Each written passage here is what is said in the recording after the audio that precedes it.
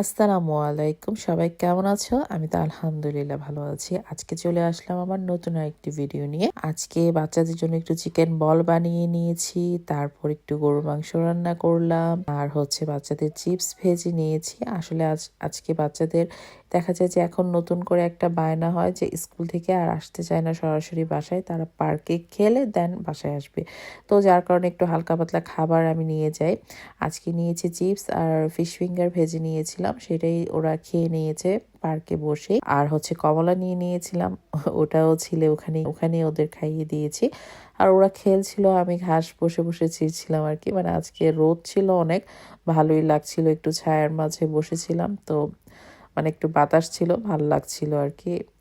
আর ওইদিকে বাচ্চারা তো খেলছিল, তো বাচ্চাদের আমি ঘন্টাখানেক পার্কে খেলিয়ে দেন বাসায় চলে আসলাম। আর একটু রান্নাবান্নার যে কাজ রান্নাবান্না যেগুলো করব সেগুলো আসলে আগেই বের করে সব রেডি করে গিয়েছিলাম, যার কারণে এসে জাস্ট রান্নাটা বসিয়ে দিয়েছি। আর এখানে আমি চিংড়ি শুটকি রান্না করছি। চিংড়ি শুটকিটা জাস্ট আমি পেঁয়াজ রসুনের সঙ্গে একটু ভেজে নিয়েছি, আর হলুদ লবণ মরিচ, আর কিছু দিচ্ছি না। আর এভাবে করলে চিংড়ি শুটকি ভুনাটা কিন্তু বেশ মজা লাগে।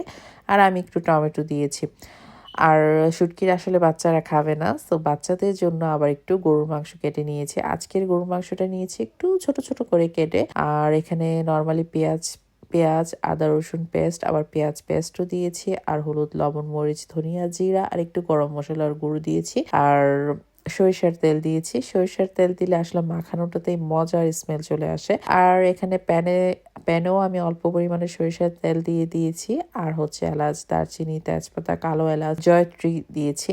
সবকিছু দিয়ে আবার মাখিয়ে রাখা যে মাংসটা সেটা দিয়ে দিচ্ছি, আর একটু পানি দিয়ে দিলাম। মুরগির যে সলিড মাংসের যে জায়গাটা থাকে ওইটা আসলে খাওয়া হয় না, তো আমি নর্মালি মুরগি যখন রান্না করি ব্রেস্ট পিসেস তো সেপারেট সবসময় কিনে আনা হয়, তারপরও যখন আস্ত মুরগিটা রান্না করি সলিড যে মাংসের জায়গাটা আছে সেটা সেপারেট করে রেখে দেই, যখন কাবাব বা অনেক সময় অনেক কিছু বানানো লাগে সেটার জন্য মানে কাজে লাগিয়ে দিই আর কি। আর কারিতে দিলে দেখা যায় যে ফেলেই দিতে হয়। সো এখানে আমি সেই মাংসটাই নিয়ে নিয়েছি। আর শুরুতেই আমি ছোট ছোট করে কেটে দেন এখানে আমি কর্নফ্লাওয়ার দিয়ে দিয়েছি, ব্রেড ক্রামস, তারপর চিলি ফ্লেক্স, গরম মশলার গুঁড়ো, কালো গোলমরিচের গুঁড়ো, সয়া সস, আদা রসুন পেস্ট, কেচাপ আর একটু কাঁচামরিচ দিয়ে এপাশ ওপাশ করে ভালো করে মাখিয়ে নিয়েছি।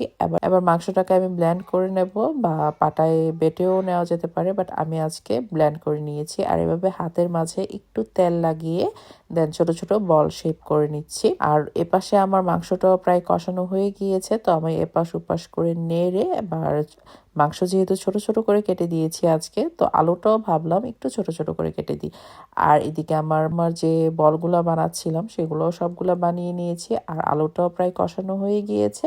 সো আলুটা এবার একটু ঝোলের জন্য পানি দিয়ে দিচ্ছি। আমার মাংস রান্নাটা ডান, কিন্তু বোঝা যাচ্ছে যে অনেক মজা হয়েছে। রাফান মানহারিয়াম তিনজনেরই আসলে গরুর মাংস অনেক পছন্দ। আর মাংসটা যখন এভাবে হয়ে গিয়েছে তখন আমি একটি প্যানে পানি বসিয়ে দিয়েছি। আর এই বলগুলো করতে কিন্তু একদম পানিটা ফুটে যখন আসবে তখনই বলগুলো দিতে হবে।